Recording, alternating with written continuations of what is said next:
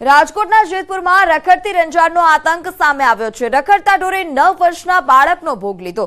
ઘર પાસે રમી રહેલા બાળક પર ઢોરે હુમલો કર્યો હતો। બાળકને ઢોરે અડફેટે લીધું। સારવાર દરમિયાન 9 વર્ષના સમીર બારદુરિયાનું મોત નીપજ્યું છે। બાળકને જૂનાગઢ બાદ વધુ સારવાર માટે રાજકોટ ખસેડાયો હતો। બાળકના મોતથી પરિવારજનો અને સ્થાનિકોમાં રોષ છે, જ્યારે શહેરમાં ઠેર ઠેર રખડતા ઢોરનો હાલ અત્યારે અડીંગો જોવા મળી રહ્યો છે। જેતપુર પાલિકાને આ અંગે અનેક ફરિયાદો પણ કરવામાં આવી છે। હાઈકોર્ટની ટકોર બાદ પણ પાલિકા તંત્ર ઘોર નિંદ્રામાં છે। પાલિકાની ઢોર પકડવાની કામગીરી માત્ર કાગળ પર જ જોવા મળી રહી છે। પાલિકાની બેદરકારીનો ભોગ સામાન્ય જનતા બની રહી છે। બે બાળક અહીંયા રમતા હતા માર્ગમાં પડખે ઘર પાસે ગાઉ માર્યું કે ઢોર ગમીને મારી દીધું અથવા અહીંયા શીંગડું। પછી 2 દી થયા તો અમે દવાખાને લઈ ગયા। એક કિશન માર્યું ને અમને રાજકોટ મોકલ્યા સિવિલમાં 5-7 દી જીવું બાળકને મૃત્યુ થઈ ગયું। સરકારને સાહેબ આની કાર્યવાહી કરવી પડે। જે રેઢિયા ઢોર રખડતા છે ને એને પાંજરાપુરમાં ગાલી દો ને આની આ વસ્તુ બીજી ન બને ક્યાંય વસ્તુ।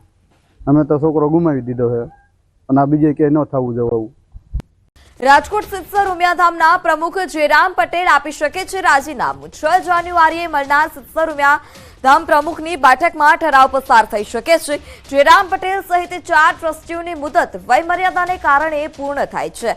સિત્સરમાં 75 વર્ષીય વયમર્યાદાને કારણે પદ પર ન રહેવાનો ઠરાવ છે। જયરામ પટેલની જૂનમાં 75 વર્ષની વયમર્યાદા પૂર્ણ થાય છે। હાલમાં આ વિવાદ અંગે કથિત ઓડિયો ક્લિપ પણ વાયરલ થઈ છે।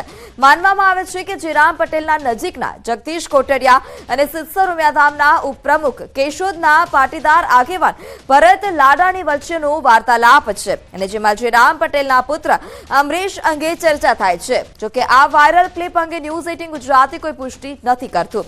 નોંધનીય છે કે જયરામ પટેલના પુત્ર સહિત તમામ આરોપીઓ હાલ અત્યારે પોલીસ પકડથી દૂર છે।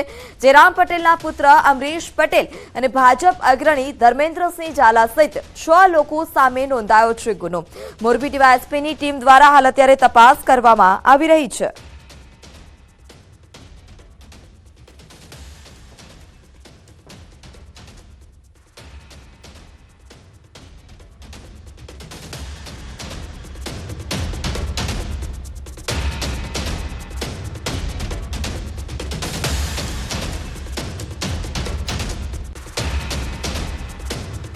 જગદીશભાઈ કોટડિયા બોલું છું। ઓળખી ગયા?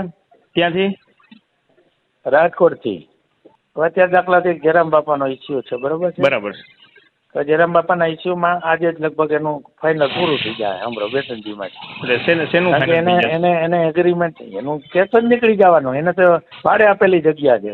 બરાબર। તમે કોઈને મકાન ભાડે આપ્યું હોય હમ અને એ ગેરકાનૂની પ્રવૃત્તિ કરે તો એમાં મકાન માલિકને કેવી રીતે ખબર પડે? બરાબર છે। અને ડીવાયએસપી હું મારી મિટિંગ 3-4 વાર થઈ ગઈ। બરાબર। હું અત્યારે સિત્સર ઉમિયાધામ ઉપપ્રમુખ છું। સરસ। ફરિયાદી કોણ છે? ફરિયાદી પોલીસ છે। પોલીસ એટલે કઈ કક્ષાના ઓફિસર છે? પીઆઈ છે, એસપી છે, ડીવાયએસપી છે? કોન્સ્ટેબલ। કોન્સ્ટેબલ। શું કીધું? કોન્સ્ટેબલ કોન્સ્ટેબલ ફરિયાદી છે। બરાબર છે। અને કલેક્ટરને પેલા ડેપ્યુટી કલેક્ટર અને ડીવાયએસપી ને તપાસના આદેશ આપેલા છે, એસપી, એવું છે ને? ડીવાયએસપી પ્રતિપાલસિંહ ઝાલા અત્યારે તપાસ ચલાવે। બરાબર છે। પછી બીજા નંબરમાં મારે એ તમારી પાસે પૂછવું,